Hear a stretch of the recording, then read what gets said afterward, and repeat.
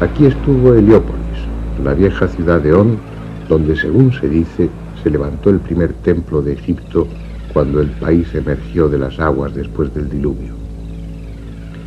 Nada queda del templo ni de la ciudad, y no es extraño, porque desde entonces han transcurrido cuando menos 5.000 años.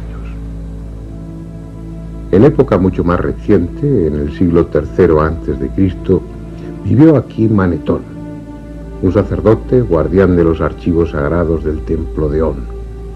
Él tuvo a su alcance los más antiguos documentos y escribió una historia de Egipto. Con su última parte, la que se inicia en tiempos de Menes, el primer faraón de la primera dinastía, arqueólogos e historiadores están de acuerdo. Pero lo que, según Manetón, sucedió antes de esa historia conocida de Egipto, solo los más románticos pueden aceptarlo, porque este sacerdote historiador, que pudo consultar los más viejos archivos, afirmó que antes de la primera dinastía hubo otras 6, cuyo reinado duró 24.925 años. Pensar que 30.000 años antes de Cristo ya había comenzado la historia de Egipto produce escalofríos, pero lo cierto es que el pasado acumulado en las arenas de este desierto y a ambas orillas del Nilo es conocido solo en parte. De forma misteriosa, surgió de repente una cultura perfectamente desarrollada. Donde solo había nómadas viviendo en plena edad de piedra, apareció bruscamente una civilización de hombres, astrónomos, arquitectos, matemáticos, médicos, escribas, hombres que levantaron pirámides y templos de singular belleza miles de años antes de Cristo. Ciencia antigua, dioses que ya eran viejos antes de que nacieran los que ahora se veneran, todo cabe en esta tierra y en los milenios que duró su historia. Todo menos una construcción singular, una montaña artificial que alguien levantó para desafiar al tiempo y dejar a los hombres del futuro un legado que fuera la síntesis de todo el conocimiento. Una colosal pirámide que encierra en sí misma todos los misterios.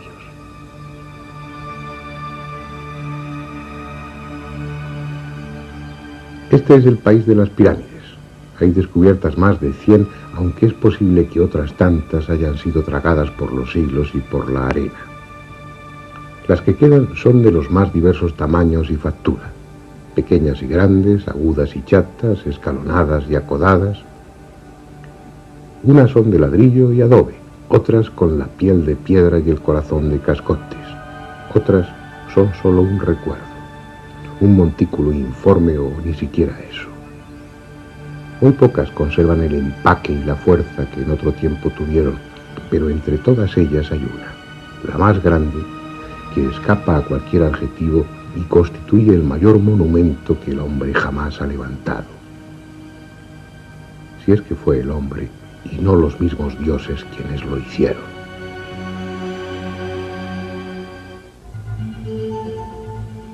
A 12 kilómetros de la moderna ciudad de El Cairo y a orillas del desierto libio hay una meseta llamada de Giza. Tiene apenas 40 metros de altura, los justos para dominar los frondosos palmerales de la ribera occidental del Nilo. La suave pendiente que llega hasta el promontorio ha sido recorrida por millones de personas, viajeros, curiosos, peregrinos, sabios, místicos, aventureros. Todos ellos atraídos por el misterio que rodea a este edificio singular. Más de 2,5 millones de bloques de piedra que pesan entre 2 y 60 toneladas cada uno. Para transportar toda esta piedra harían falta 800.000 camiones de gran tonelaje. Uno a continuación de otro, esos camiones formarían una fila que llegaría desde Madrid hasta los confines de Siberia. En su base cabrían 8 campos de fútbol y su altura es la de un edificio de 50 pisos. Lo extraordinario, lo increíble, como veremos a lo largo de estos documentales, es que a pesar de su abrumadora masa, de sus gigantescas proporciones, sus errores de nivelación, de orientación, de simetría o de angulación se miden por milímetros. No solo es la obra más colosal que levantó el hombre, sino también la más perfecta. En la misma meseta de Giza y al lado mismo de la Gran Pirámide hay otras 3. La de Kefren, ligeramente más pequeña, que conserva en su cumbre parte del revestimiento original, y la de Micerinos, de menor tamaño y algo más alejada de las otras dos. Aún hay 6 pirámides más, tan pequeñas en relación con las otras que se las conoce como pirámides satélites. 3 están situadas al este de la Gran Pirámide y se dice que sirvieron de sepultura a la familia de Keops.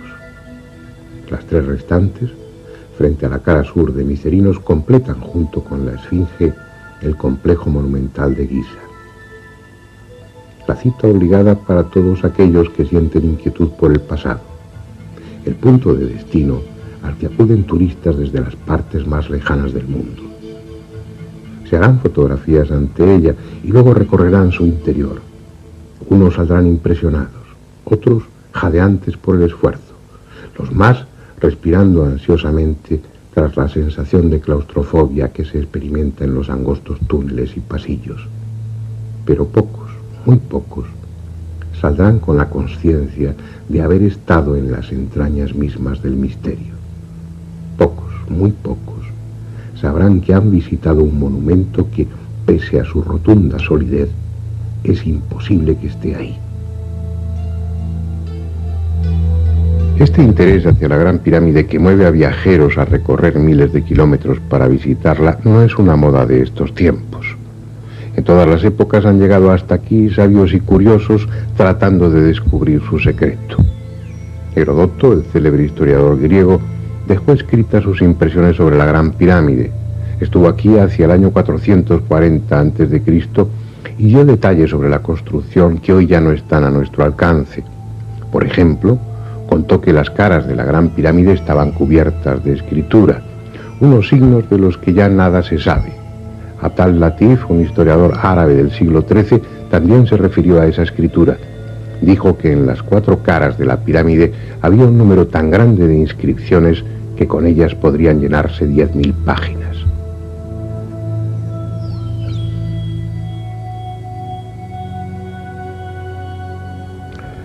Así pues, griegos y árabes vieron algo que nosotros ya no podemos ver: la Gran Pirámide cubierta por su capa de revestimiento. Mírenla ahora de lejos. Sus caras parecen uniformes. Su superficie, más o menos rugosa, parece que estuviera completa. Vista así de cerca, es una montaña de piedras dispuestas en hiladas que forman escalones, y es porque le faltan los bloques de revestimiento. Solo quedan estos pocos, muy deteriorados, pero fueron 27.000 que cubrían las 4 caras de la pirámide, transformándolas en poco menos que un espejo, de lisas y pulidas que estaban. Debiera ser un espectáculo impresionante contemplarla bajo los rayos del sol, sobre todo si, como dicen, estaba pintada de rojo. Ahora lleva 700 años desnuda. Hacia el siglo XIII hubo grandes terremotos que asolaron el país y echaron por tierra la mayoría de los edificios. Los árabes construyeron una nueva capital, el Cairá, que significa la victoriosa, y para hacerla recurrieron, entre otras fuentes, a la Gran Pirámide. Los 27.000 bloques de revestimiento fueron desmontados y fragmentados para levantar con ellos palacios, puentes o esclusas, como esta, la de Mohamed Ali, y mezquitas, como la que mandó construir el sultán Hassan en el siglo XIV. Con el transcurso de los años, la Gran Pirámide vio desaparecer los 70.000 metros cuadrados de revestimiento que la cubrían. Con esa depredación es seguro que perdió parte de su belleza, pero conserva toda su grandiosidad.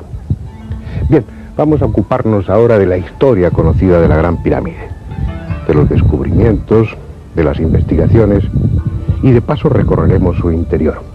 Esa historia nos va a llevar al siglo IX y a un hombre, el califa Al-Ma'mún, quien, según la tradición, fue el primero que consiguió entrar en la Gran Pirámide.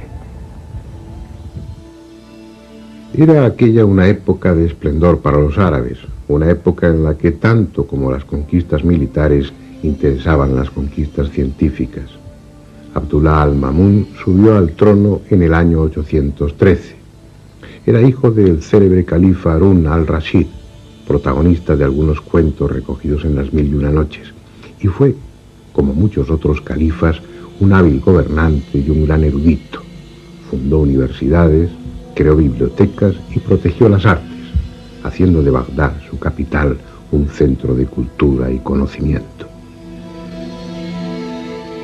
Al-Ma'mún supo de la Gran Pirámide y lo que le contaron excitó su curiosidad. Le hablaron de leyendas que se referían a enormes tesoros, a cámaras ocultas en las que se encerraban todo tipo de objetos, desde mapas de las esferas terrestre y celeste hasta armas construidas con un metal que no se oxidaba, e incluso le mencionaron un cristal que podía ser doblado sin partirse. Así pues, en el año 820, él le encargó a un grupo de técnicos que se abrieran paso hasta el interior de la pirámide.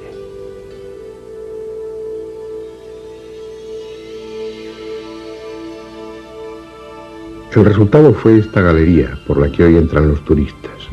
Una mina que, rompiendo las piedras, penetra 38 metros en dirección norte-sur, evita los bloques de piedra con los que se cegaba la entrada al canal ascendente y llega hasta este.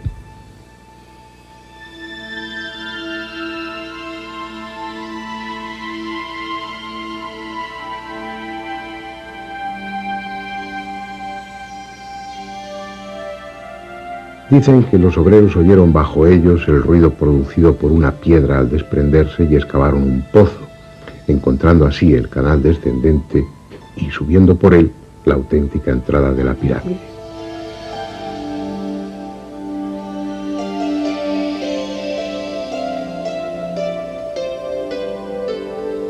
Lo cierto es que, aunque la tradición afirma que el túnel atribuido a Al-Ma'mún fue practicado por el azar, nadie puede creerse que por casualidad perforasen en la dirección correcta, a la altura correcta, que por casualidad evitasen los bloques que taponaban el canal ascendente y que por casualidad hiciesen un pozo que fuese a dar justamente al canal descendente.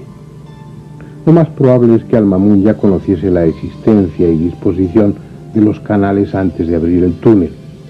Y de hecho hay textos que parecen demostrar que la entrada y el canal descendente eran conocidos de antiguo.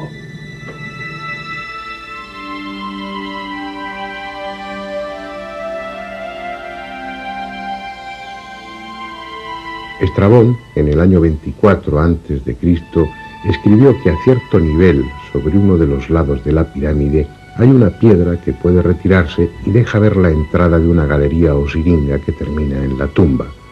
Según Estrabón, el pasaje era angosto y bajo, de menos de 1,20 metros de ancho y de alto.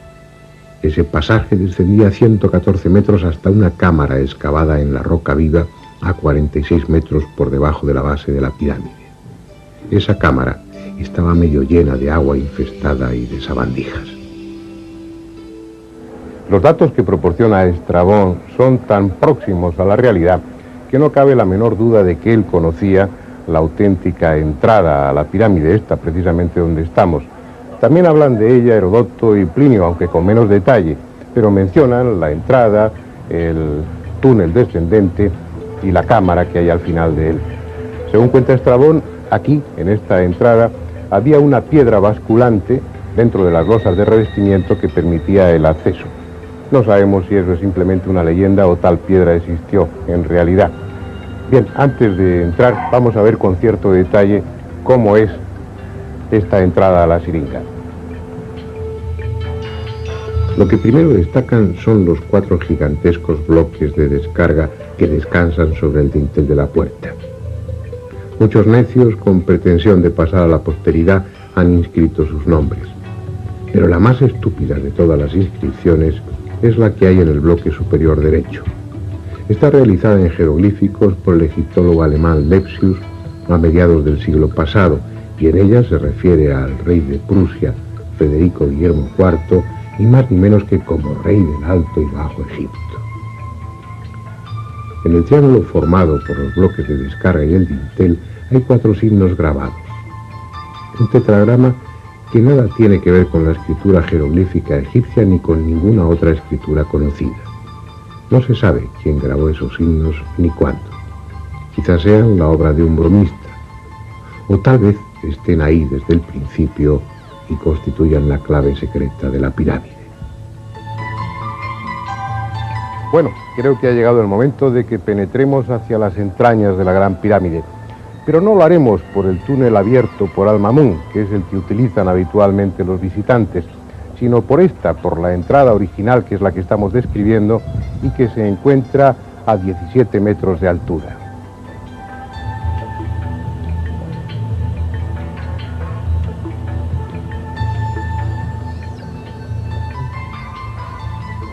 Hay dos barandillas, una a cada lado, y en el suelo un entarimado con tablas transversales para facilitar el descenso.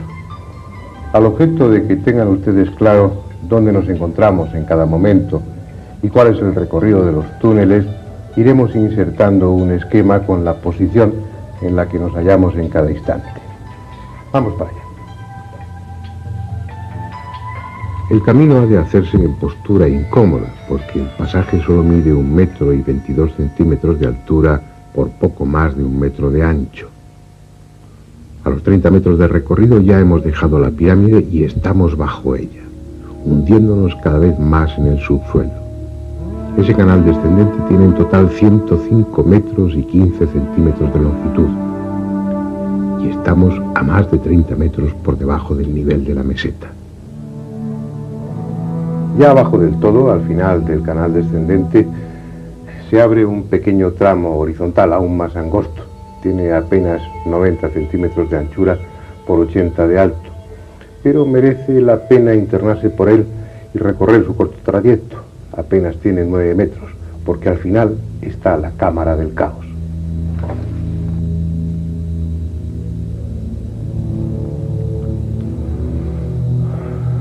Estamos en la parte más profunda de la Gran Pirámide, en la cámara más recóndita, más subterránea.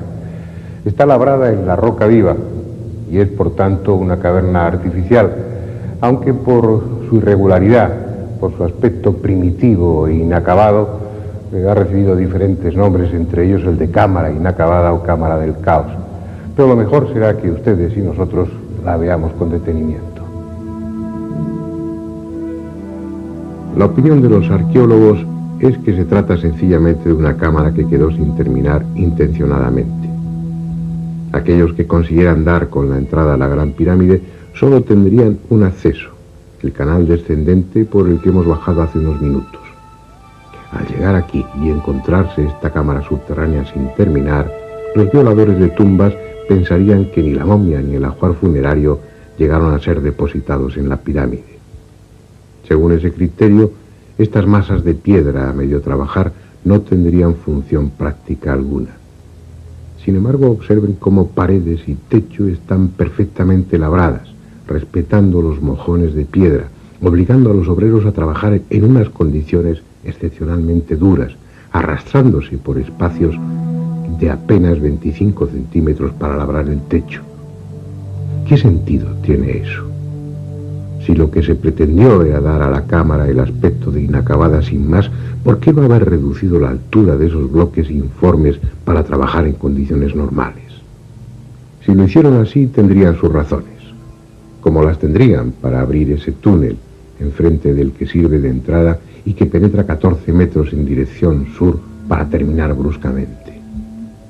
Las mismas razones que les llevaron a abrir este pozo cuadrado de 2 metros de lado y que apenas llegaba a 3 metros de profundidad, como el túnel de la pared sur, tampoco conducía a sitio alguno.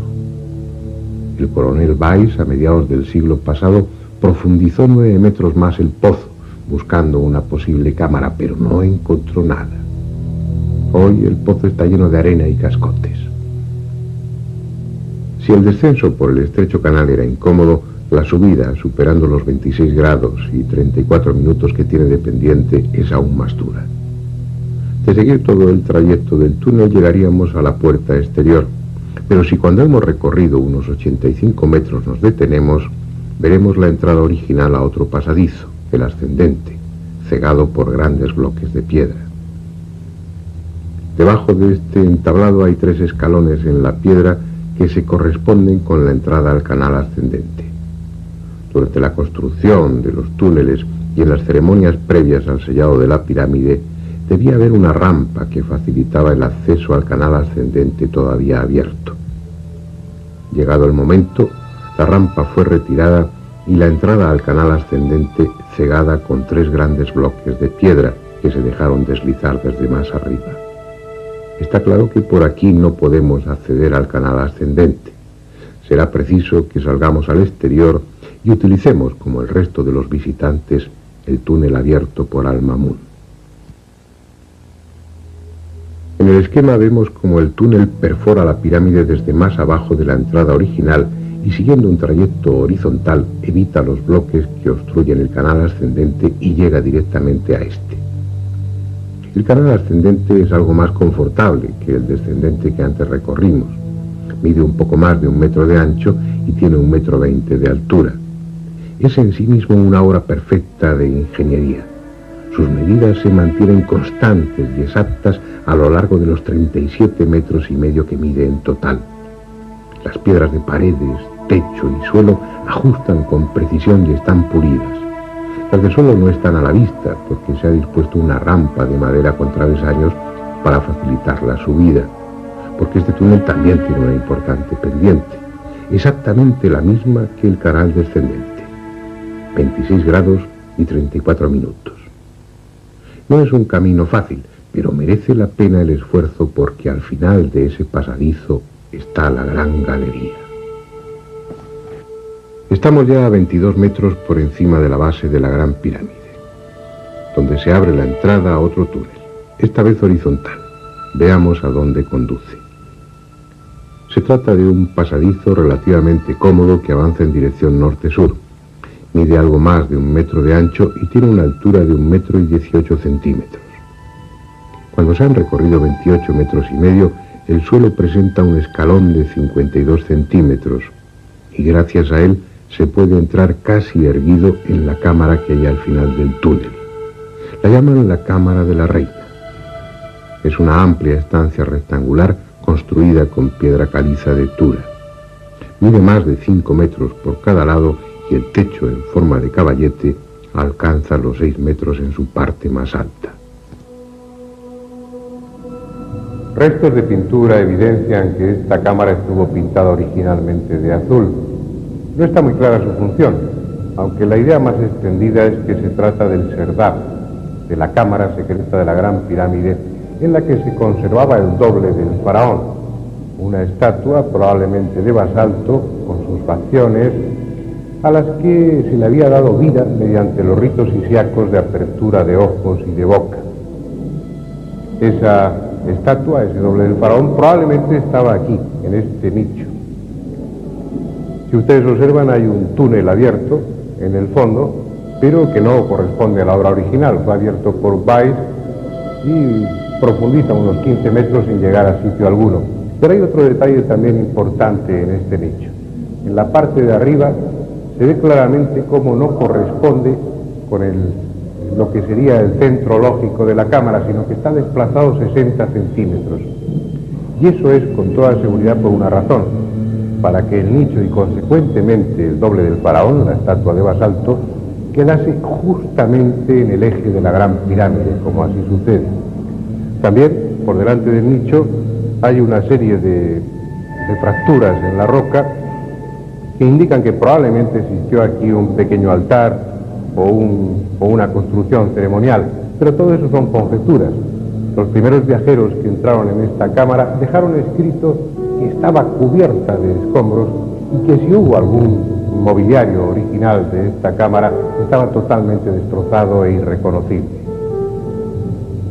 Pero hay otros 2 detalles muy interesantes en esta cámara: la existencia de 2 túneles o conductos, uno en la pared norte y otro en la pared sur, que no fueron descubiertos hasta 1872.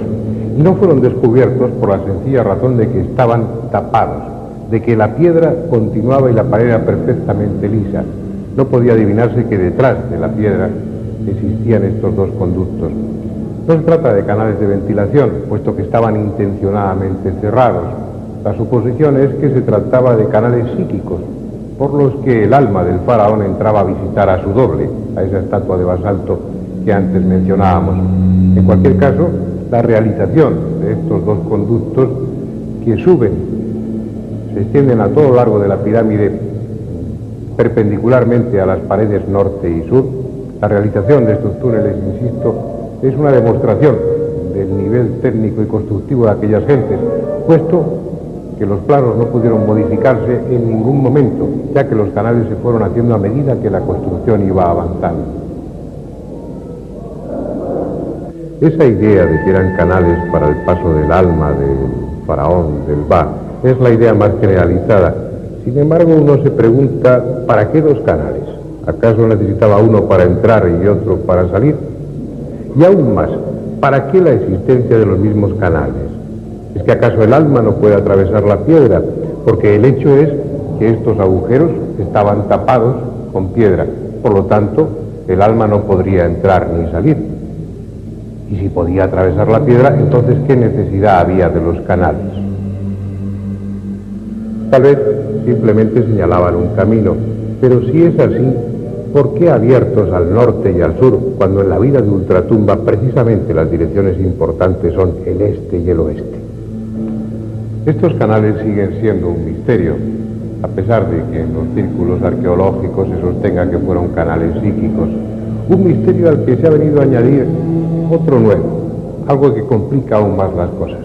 En 1993, mientras se realizaban una serie de obras para mejorar la ventilación en el interior de la pirámide, el ingeniero alemán Rudolf Gattenbing tuvo la ocurrencia de introducir precisamente por este canal un pequeño robot provisto de una cámara de televisión.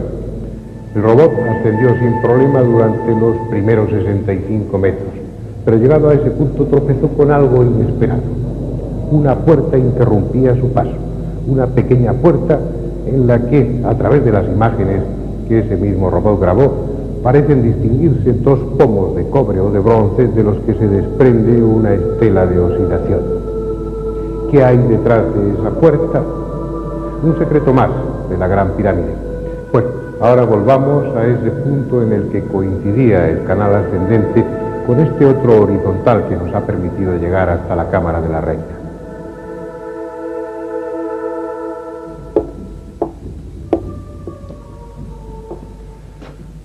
Habíamos llegado antes hasta este punto, subiendo por el canal ascendente.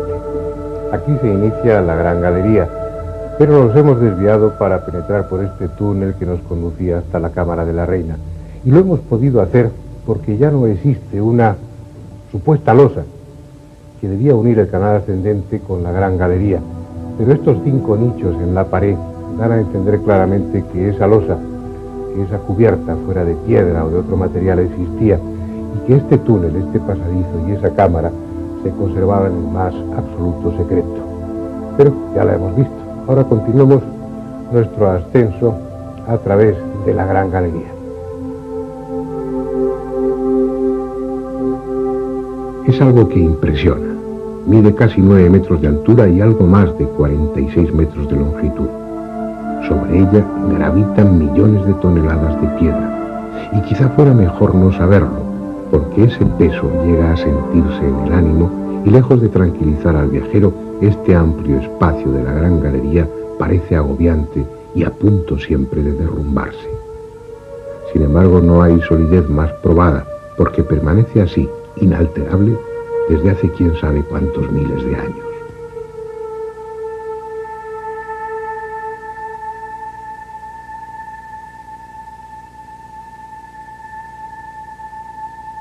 Sus muros, implacablemente paralelos en todo su recorrido, se van cerrando con 7 saledizos, de forma tal que allá arriba el techo, formado por 40 losas imbricadas como tejas, tiene solo 1 metro de anchura, en tanto que en el suelo mide 2 metros, incluyendo en ellos 2 banquetas laterales.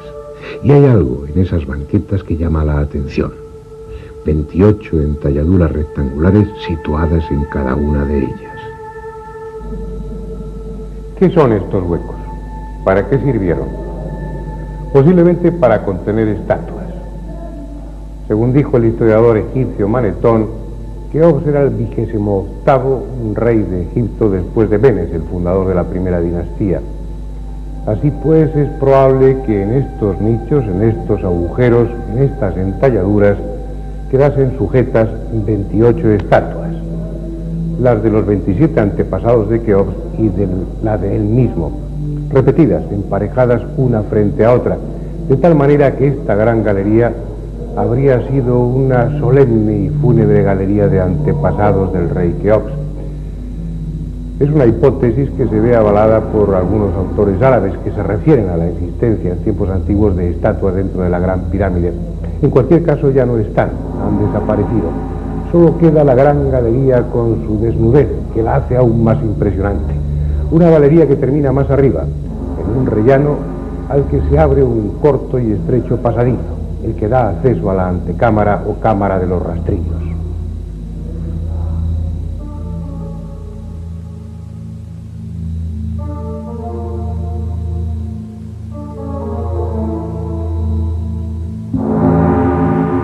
De todas las estancias de la Gran Pirámide, esta pequeña cámara es la que parece haber desempeñado una función más definida. Las 3 correderas talladas en las paredes laterales, las 4 ranuras verticales de la pared sur y algunos otros detalles sugieren que esta cámara quedaba cerrada con 3 losas de piedra que se dejaron deslizar desde arriba mediante un sistema de cuerdas. Cuando entraron los primeros profanadores, las losas habían descendido y estaban en su sitio, tapando el acceso a la cámara del rey.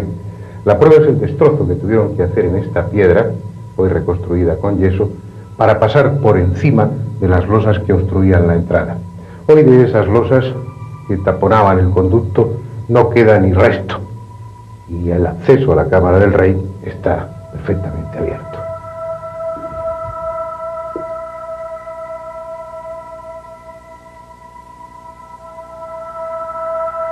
Esta es la más célebre cámara de la Gran Pirámide. Mide más de 50 metros cuadrados y tiene casi 6 metros de altura. Está construida con bloques de granito rojo de Asuán y 9 colosales losas que pesan unas 400 toneladas constituyen el techo. Nada hay en ella, salvo este sarcófago de granito. A finales del siglo XVIII aún estaba la tapa rota y apoyada en la pared, pero hoy ni siquiera eso queda. Solo el cofre de piedra, roto en una de sus esquinas, y la desnuda estancia.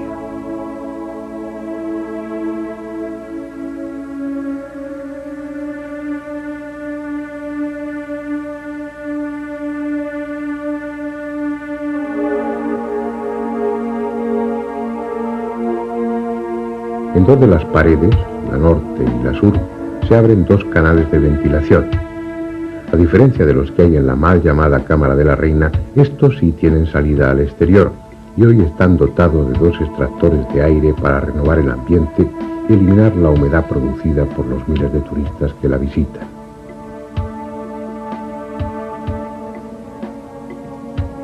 Bien, aunque limpia de escombros y de eyecciones de murciélagos, este interior de la Gran Pirámide que acabamos de visitar es prácticamente el mismo que se encontraron los árabes del siglo IX.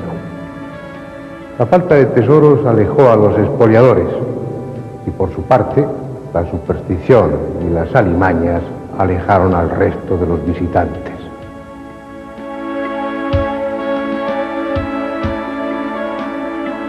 Más tarde, la demolición de toda la capa de revestimiento para abastecer de piedra a El Cairo supuso la acumulación de grandes cantidades de escombros. Por la entrada auténtica cayeron tanta arena y cascotes que el canal descendente quedó obstruido en un centenar de metros de su recorrido. El túnel inferior, el que abriera al Mamún, ni siquiera era visible porque el desierto y los escombros cubrían la pirámide hasta 10 metros de altura. Y así estuvo durante siglos, hasta el Renacimiento, época en la que volvió a renovarse el interés por las culturas antiguas y los pasadizos fueron de nuevo abiertos.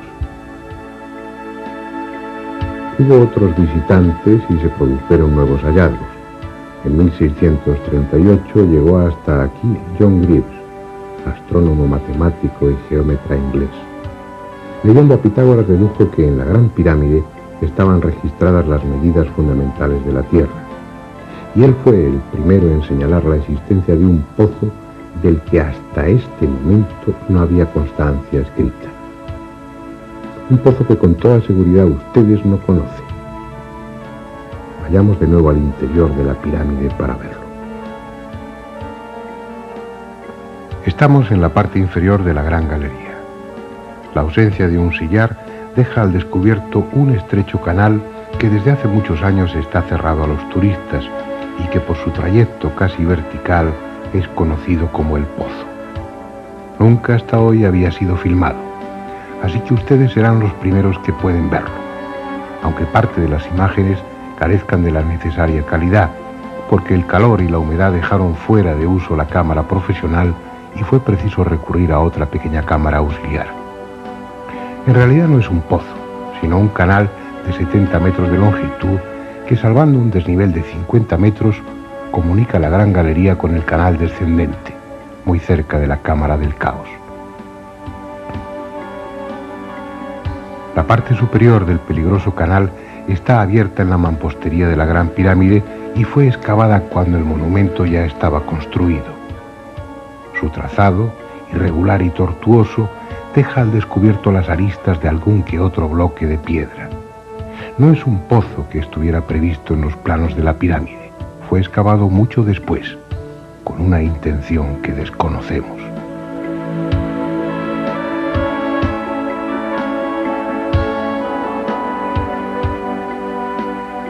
Ahora estamos en la base de la pirámide. Hasta aquí hemos descendido por entre las piedras de la construcción. A partir de este punto, la galería está excavada en la meseta. Y es en este tramo, inmediatamente por debajo de la pirámide, donde se encuentra una pequeña gruta, puede que natural o abierta por buscadores de tesoros hace muchos siglos.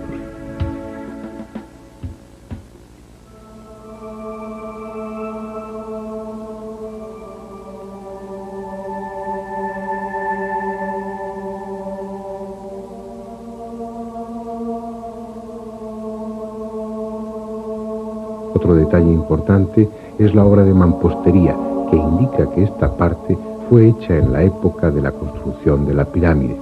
Probablemente este recubrimiento del pozo fue para impedir derrumbamientos, porque se corresponde con una zona de terreno poco firme, de argamasa y piedras casi sueltas.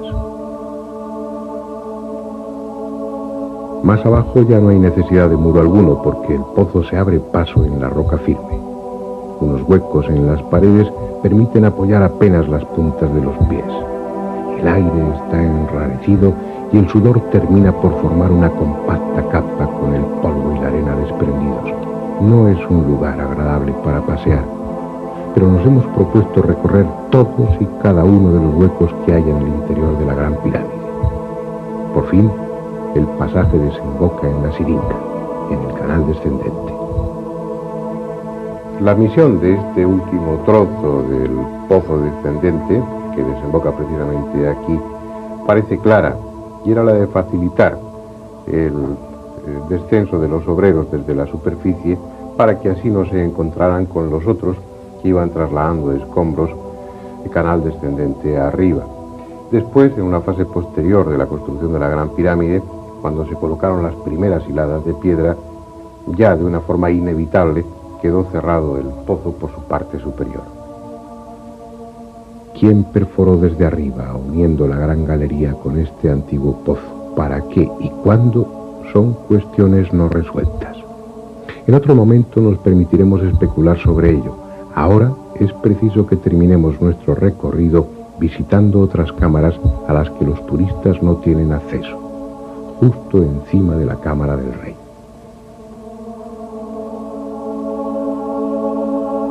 Fue Nathaniel Davison, en 1765, el que descubrió accidentalmente que en la parte superior de la Gran Galería, pegado al techo, se abría un boquete cuadrado de 60 centímetros de lado. Estaba casi cegado por excrementos de murciélago. Tras despejarlo, pudo introducirse por el pequeño conducto y entró en una cámara hasta entonces desconocida. Una cámara cuyo suelo está formado por las losas que sirven de techo a la Cámara del Rey. Por tanto, sus medidas son las mismas que las de esta, aunque con 1,20 m de altura. En honor a su descubridor, se la conoce como Cámara de Davison. 72 años después, en 1837, se descubrieron otras 4 cámaras por encima de esta. Fue a base de dinamita y bajo la responsabilidad de un coronel inglés retirado llamado Howard Weiss. por lo que las cámaras fueron bautizadas muy británicamente. Cámara de Wellington, cámara del almirante Nelson, cámara de Lady Anne Arbuthnot y por último la cámara de Camden, en la que ahora estamos, con el techo en un caballete. Todas las enormes losas que forman las cámaras de descarga están sustentadas sobre la estructura general de la pirámide. La misión de estas 5 cámaras, que ustedes ven por primera vez en televisión, es la primera vez que entran unas cámaras de televisión para grabar su interior. La misión de las 5 cámaras, repito, era aliviar a la cámara del rey del enorme peso que tenía encima y protegerla en caso de terremoto. Una misión que parece que ha cumplido perfectamente, porque en esta última cámara, en esta 5ª cámara, se puede ver cómo las enormes losas que forman el techo se han ido abriendo con el paso del tiempo, probablemente por efecto de algún terremoto. Pero la colocación de unas tiras de yeso en algunos de los lugares durante los últimos años ha permitido ver que desde hace bastante tiempo, al menos desde que se instalaron esas tiras de yeso, no ha seguido abriéndose, por lo cual todo hace suponer que dentro de 15 o 20.000 años la Gran Pirámide seguirá estando aquí como está.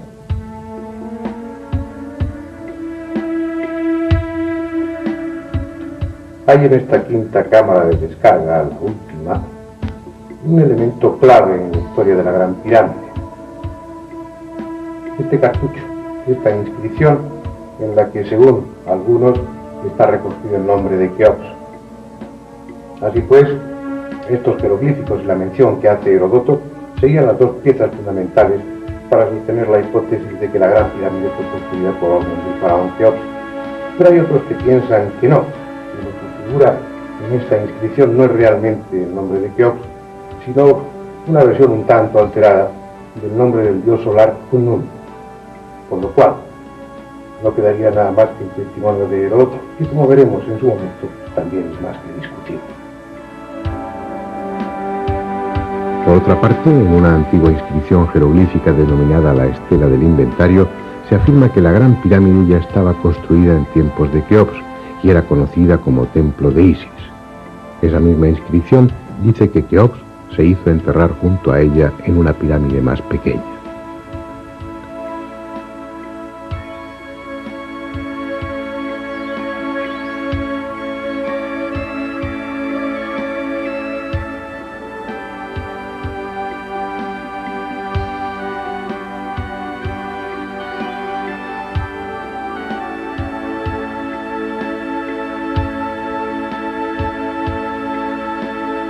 No es un tema resuelto.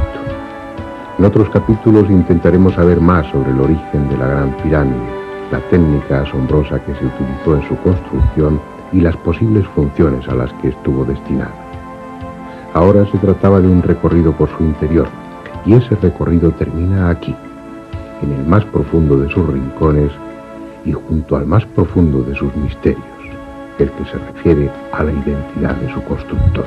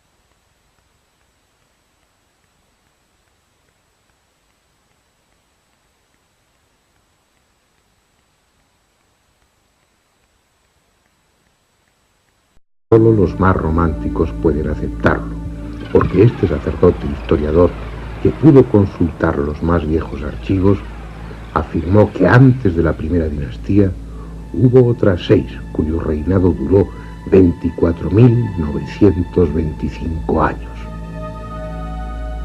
Pensar que 30.000 años antes de Cristo ya había comenzado la historia de Egipto produce escalofríos, pero lo cierto es que el pasado acumulado en las arenas de este desierto y a ambas orillas del Nilo es conocido solo en parte.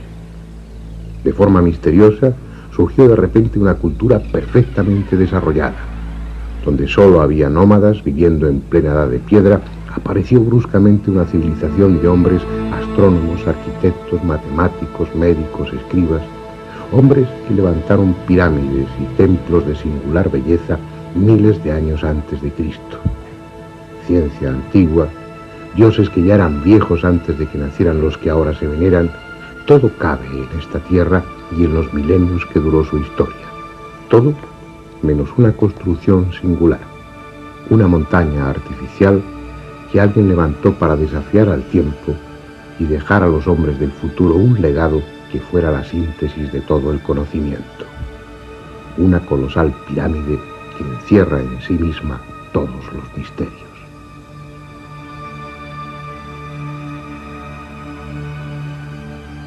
Este es el país de las pirámides. Hay descubiertas más de 100, aunque es posible que otras tantas hayan sido tragadas por los siglos y por la arena.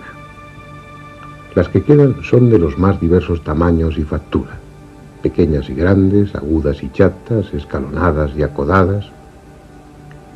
Unas son de ladrillo y adobe, otras curiosos, peregrinos, sabios, místicos, aventureros. Todos ellos atraídos por el misterio que rodea a este edificio singular. Más de 2,5 millones de bloques de piedra que pesan entre 2 y 60 toneladas cada uno. Para transportar toda esta piedra harían falta 800.000 camiones de gran tonelaje. Uno a continuación de otro, esos camiones formarían una fila que llegaría desde Madrid hasta los confines de Siberia. En su base cabrían 8 campos de fútbol y su altura es la de un edificio de 50 pisos. Lo extraordinario, lo increíble, como veremos a lo largo de estos documentales, es que a pesar de su abrumadora masa, de sus gigantescas proporciones, sus errores de nivelación, de orientación, de simetría o de angulación se miden por milímetros. No solo es la obra con la piel de piedra y el corazón de cascotes, otras son solo un recuerdo, un montículo informe o ni siquiera eso.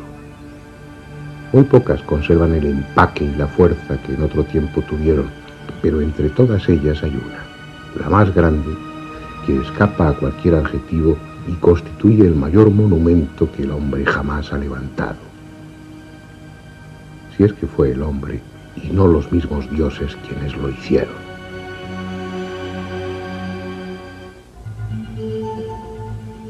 A 12 kilómetros de la moderna ciudad de El Cairo y a orillas del desierto libio hay una meseta llamada de Giza.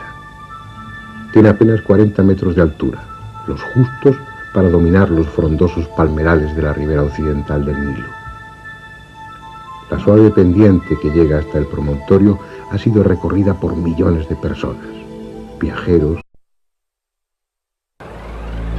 Aquí estuvo Heliópolis, la vieja ciudad de On, donde, según se dice, se levantó el primer templo de Egipto cuando el país emergió de las aguas después del diluvio. Nada queda del templo ni de la ciudad, y no es extraño, porque desde entonces han transcurrido cuando menos 5.000 años. En época mucho más reciente, en el siglo III a.C., vivió aquí Manetón, un sacerdote guardián de los archivos sagrados del templo de On. Él tuvo a su alcance los más antiguos documentos y escribió una historia de Egipto. Con su última parte, la que se inicia en tiempos de Menes, el primer faraón de la primera dinastía, arqueólogos e historiadores están de acuerdo. Pero lo que, según Manetón, sucedió antes de esa historia conocida de Egipto,